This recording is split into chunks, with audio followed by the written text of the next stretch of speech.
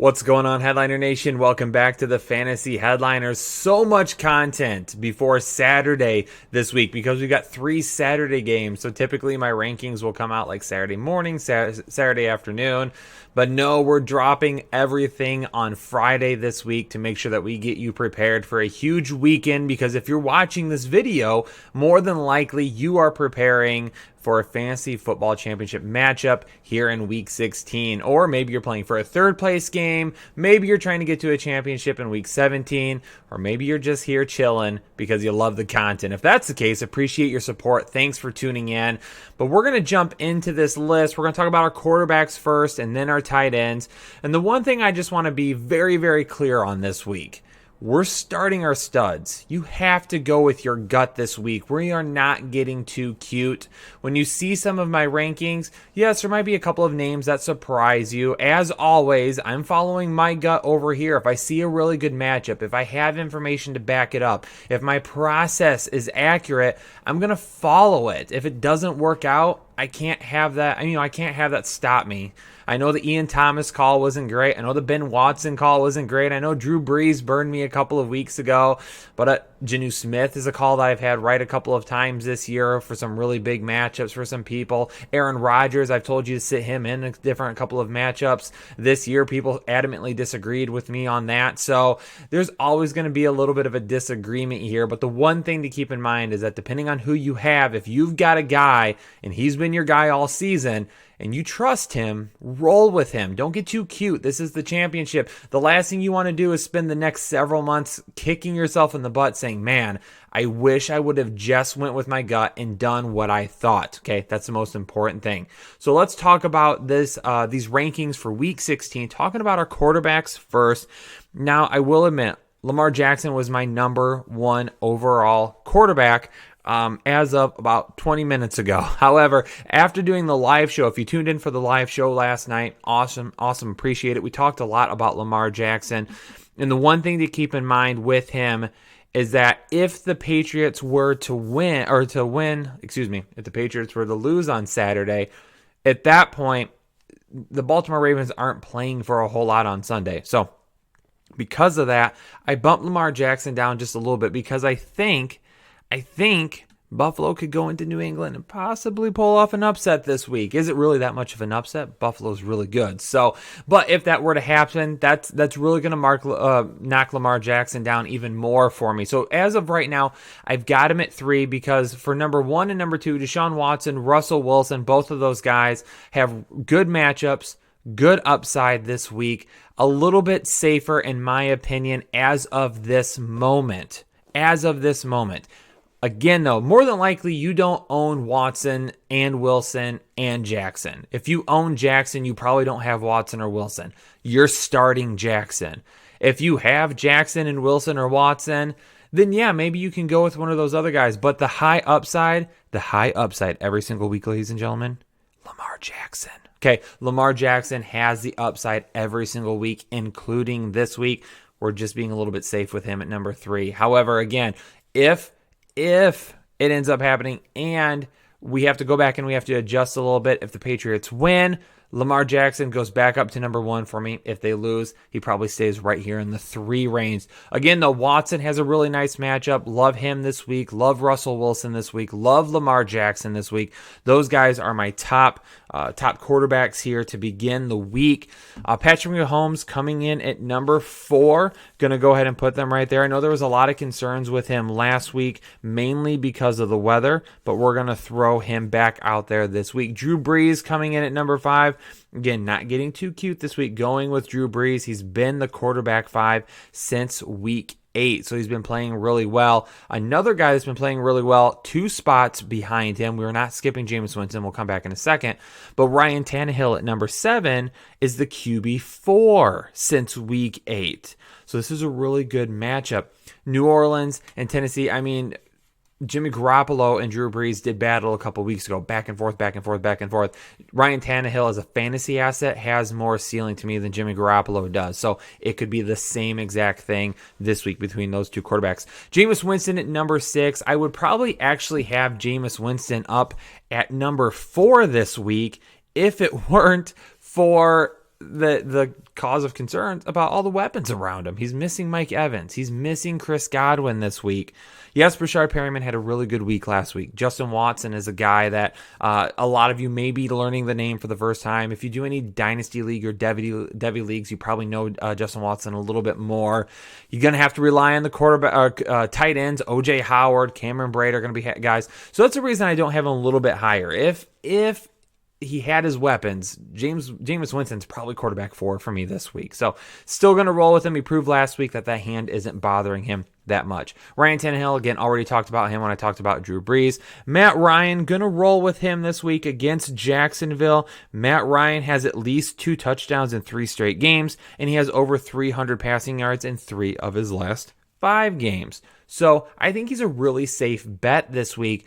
The 2 guys right behind him, Ryan Fitzpatrick and Drew Lock. Okay, with Ryan Fitzpatrick, he has upside every single week. Now, again, there might be a little bit of weather this week down in Florida, so we just need to keep an eye on that. Things seem like they're going to be okay, but if you're going to start Ryan Fitzpatrick, you need to check the weather first. With Drew Lock is facing Detroit, who's given up the 4th most fantasy points per game. They basically got taken to the woodshed by Mitchell Trubisky on Thanksgiving Day. They haven't been able to stop anybody. Drew Lock has a really good weapon in Courtland Sutton. Noah Fant could have a really good week this week. Drew Lock has a lot of upside for me. Now, looking at the guys behind him, again, just to reiterate, and that's why I kind of mentioned at the beginning of the show, Drew Lock is a high upside play this week, but he's a risky play. He's been really good this year so far. He's been good. It's at home. It's against a bad defense. It's against the Lions, okay? He has a lot of upside. But if you own a guy like Dak Prescott who has gotten you to this point of the season and you're more comfortable playing Dak Prescott, you play Dak Prescott. If you own a guy like Aaron Rodgers who's gotten you to this point of the season and you're going with your gut because you believe Aaron Rodgers is going to have a better game, then you go with your gut and you put in Aaron Rodgers. Now, Kyler Murray, I do like him this week. I think he's got a little bit of upside. I got him at 11 because of that rushing upside. Dak Prescott would be higher for me, but there are shoulder concerns. He has a good matchup on the road in Philadelphia. The secondary hasn't been great. They're prone to giving up really big plays. Carson Wentz right behind him at 13, but both of these guys come with concerns. Dak Prescott, he's got a shoulder issue. He even mentioned this week that one of the reasons he didn't push the ball downfield to Gallup last week is because he couldn't really get it there. Carson Wentz, he's missing a lot of his weapons right now. I still think he could end up having a good week against Dallas, so I do have him as a start. Josh Allen at 14. I'm going to roll with Josh Allen this week.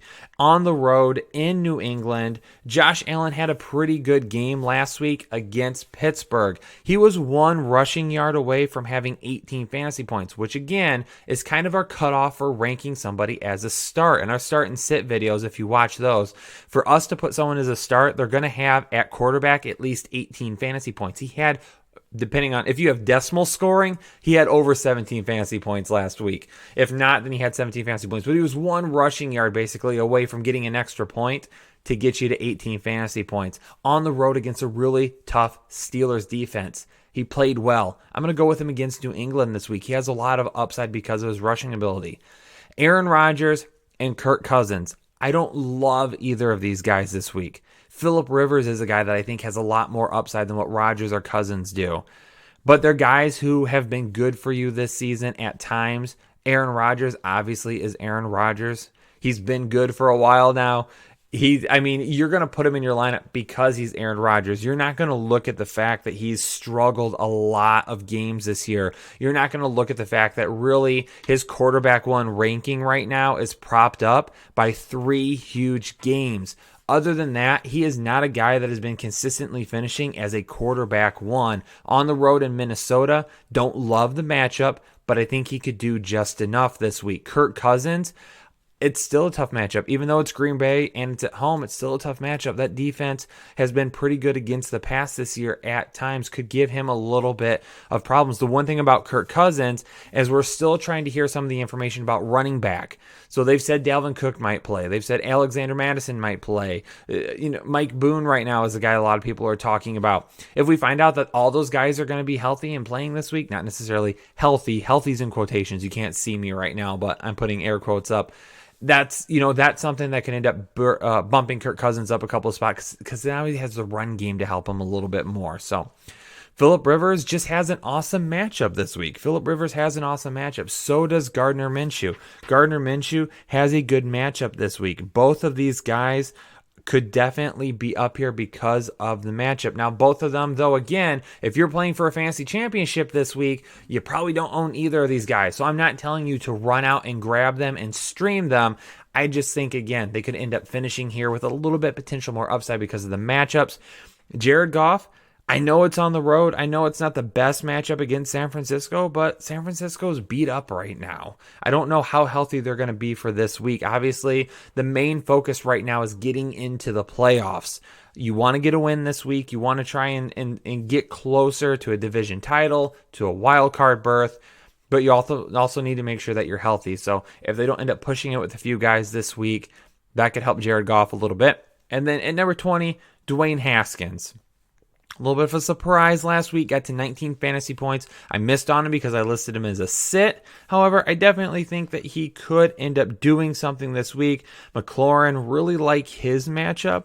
That's one you want to keep an eye on against the New York Giants. That's why I think Dwayne Haskins could end up being within the top 20 this week because of that big play upside. Really just a couple of plays could end up really reinforcing what could be a decent fantasy week for him. So again, that's my top 20 quarterbacks there. Let's jump over and talk about the top 20 tight ends now. For the top 20 tight ends, Zach Ertz is at number 1. Dallas has not been great against tight ends this year. There is a lack of weapons right now for the Philadelphia Eagles. Zach Ertz is the main target. The dude has been great. A little bit of a slow start to the season. So if you drafted him a little bit higher than what others may have, you might have been a little bit worried to begin the year, but since then, he's gotten better and better and better. Right now, Zach Ertz has been the tight end 1 since week 11. Dallas allows the 5th most receptions to tight ends, and they're also allowing 14 fantasy points per game. Definitely a really big upside play this week. If you own Zach Ertz, you're playing him. If you own Travis Kelce, you're definitely playing Travis Kelce this week. He's got a lot of big upside. Same thing goes with George Kittle. We're also playing George Kittle this week.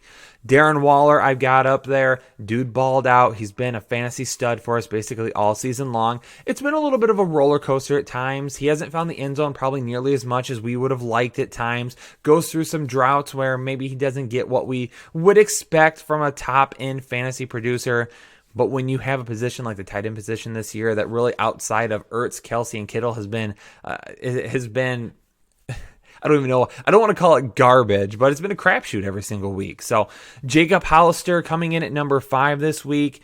Jacob Hollister, I will play him for his upside over any single person that is below this. Hunter Henry could end up being a little bit safer. Mark Andrews could end up being a little bit safer. But Jacob Hollister is getting the Arizona Cardinals this year, who will either give up a ton of yards, give up a touchdown, or give up both to opposing tight ends. Russell Wilson will probably be looking to Jacob Hollister quite a bit this week because of that. Coming in after that, Hunter Henry, mentioned him already. He's been a little bit down, especially since Mike Williams has picked up a little bit over the last few weeks. Hunter Henry's been a little bit further down in the rankings. I'm still going to have him here.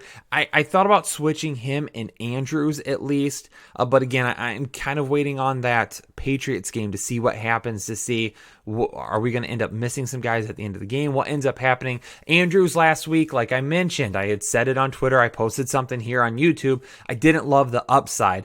he didn't end up having that big of a game last week either. There was guys that I had mentioned could end up having better games. Genu Smith was a guy I mentioned. Darren Waller was a guy that I mentioned. So there was a few guys. Ian Thomas, obviously that didn't end up working out. But we'll see. I mean, the guy gets a ton of targets, right? And when you get a ton of targets, he's got to be in your lineup because there's a lot of really good potential volume play there. I mean, with Andrews, there's only been 4 games this year where he's had less than 6 targets. Okay. So again, keeping an eye, he could end up bumping up a couple of spots after those Saturday games. Austin Hooper at number 8, he's back. He's playing well, at least 6 targets the last couple of weeks. The game hasn't been there. He hasn't put out great fantasy numbers for you, but they're looking his way. They're still looking his way. 6 targets the last 2 games, each of the last 2 games. Jared Cook at number 9, just a little bit lower on him this week. Not too bad, but he continues to be really, really good. Tennessee has been a little bit better against tight ends at times this year, but we'll end up seeing with no Calvin Ridley. Again, Hooper could end up jumping above Andrews. He could end up jumping above Henry as well if I do make a little bit of adjustments. These 3 are kind of in one tier for me this week. Jared Cook, again though, like Jared Cook, inside the top 10, 100% this week. But how high is that? How high is that ceiling? Tyler Higbee, I dropped him considerably. He's at number 10 for me right now because Gerald Everett is practicing in full and planning on playing this weekend. When I did my start and sit video, that was not any information that I had available to me when I recorded the video. We're working on a little bit of a limited schedule this week because we're trying to get all the content out before Saturday game. So had to get to it a little bit quicker than normal this week. Typically with the rankings, I do finalize my rankings basically Friday night for my rankings videos on Saturday, but then again another final walkthrough Sunday morning before kickoff. So Tyler Higbee, I've got him down there right now. I'm waiting to see what happens with Everett. Could potentially have a setback maybe. Maybe there is a surprise. Oh, we're not going to play him this week. We've seen that happen a few times this year. I'm not going to rule that out right now. Tyler Higbee is another guy that could end up being adjusted. Genu Smith, I'm going to put him at 11. I like the matchup. Tannehill's been playing really well. Smith has been good at certain points this season, coming off a good week last week. With New Orleans, they did prior to last week when they shut down Jack Mother and Doyle, which upset a lot of people. They had given up 4 straight weeks with a tight end 1. So the last 4 tight ends they faced all had tight end 1 numbers prior to Doyle last week. Noah Fant, I talked about him when I talked about Drew Lock. I like Fant this week. He's basically the second option for Drew Lock right now. He's seeing a considerable amount of volume and yards. He's a threat to score. Detroit's crap. Again, saying it out loud, I'm a Lions fan. I'm allowed to say that. They're garbage. They're crap. They're not going to be able to stop Drew Lock and this offense this week. Noah Fant's probably going to end up being a big part of that. Dallas Goedert is a touchdown upside play for me, but he's averaging basically since week 11, he's averaging 6.6 targets per game, so he's still seeing a decent amount of volume coming his way. It just hasn't all translated yet. Again, weapons right now are at a premium for the Philadelphia Eagles. Dallas Goedert's one of them. Greg Olsen, I mentioned him and Ian Thomas in the start and sit video, and I said if Greg Olsen plays, he's my start. If he's out, I'll roll with Thomas again this week to get us into that double-digit range of points. Greg Olsen for me, 100%, definitely a guy that I want to play this week. Really, really like him. I think this is a good matchup against Indianapolis. I'm going to go ahead and roll with him. Indianapolis at times this year has had some issues. They're giving up on average to a majority of the tight ends they face around 9 fantasy points per game. So Greg Olsen definitely has a little bit of upside. And with Will Greer playing this week, we know that he's probably going to be looking a little bit more towards some short passes, some dump offs, things like that. That's where Olsen is going to come into play and help out. Cameron Brate and O.J. Howard, I have them right next to each other. I listed them both as starts, but I said one's going to hit and one's not going to hit. That's why I'm listing them as both as starts, because one of them is going to end up being a good start and one of them isn't. And that's why I basically told fantasy owners, even though I have them listed as starts, you're staying away from them this week. One of these guys is going to hit double-digit points. I don't know who it is. My bet is Cameron Brate. O.J. Howard has just been far too inconsistent. However, last week, O.J. Howard saw a little bit more volume than what Brate did. So with that being said, it could end up going either way. I am not, under any circumstances, I am not going to wreck my fantasy week. I am not going to rely on either of these guys and have to think, oh my gosh, all offseason long, I missed out on a championship because I got sucked in by Tampa Bay tight ends again. So we're not going to do that. Kyle Rudolph at 17. I think he has really good touchdown upside this week. I don't think there'll be a ton of volume. Adam Thielen is back off the injury report, healthy, going to play. So with Kyle Rudolph, I think he scores a touchdown this week, and that is why I have him at 17. Jack Mother and Doyle, Jason Witten, Mike Gesicki, all three of these guys are sits for me. The safest out of these three, Jason Witten. Not a great matchup by any means. Philadelphia has been pretty good against the tight end, averaging under 10 fantasy points per game to that position. So they definitely have a good job of limiting tight ends this year. But he's probably the safest with Dak Prescott, especially if that shoulder's bothering him and he can't really go down the field. He's going to have to go to Jason Witten. With Mike Gesicki, the thing about him is, and I've said this on every video the last couple of weeks, if I put him as a start, he's a bust. If I put him as a sit, he ends up hitting. So every single week this year, Mike Gesicki has done the opposite of what I have predicted. So I have him as a sit this week. Of course, he's probably going to have 4 catches for 50 yards and a touchdown because that's just how it has worked so far this season. And with Jack Doyle, don't love Jack Doyle this week. He hasn't eclipsed 30 receiving yards in 3 of his last 4 weeks. This is a tough matchup. Carolina is a good defensive team when it comes to stopping the opposing tight end. So don't love Jack Doyle this week. Well, there you have it, ladies and gentlemen. Quick, Jake calls it the dirty 30. I can't do that because I only do the top 20 for these positions. Maybe we'll have to come up with a catchphrase for my rankings videos. We'll work on that in 2020 a little bit more.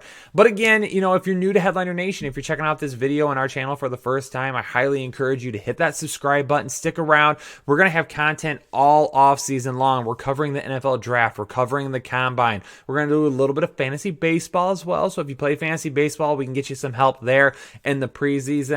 We've got a lot of things. And again, last year here in 2019, we ramped up our NFL coverage for fantasy football at the end of May. So come back early in the season. Actually, don't come back. Just don't go away. If you don't go away, you won't miss anything. So turn on the bell notification. So anytime we go live or anytime we drop new content, you're going to be notified about it. Also, make sure you comment below if you have any questions. And again, subscribe to the channel if you haven't done so already. Headliner Nation, let's prepare. Let's go get some dubs and some fantasy championships here in week 16. Good luck this week. I'll catch you later this weekend. Have a good one. I'll see you later.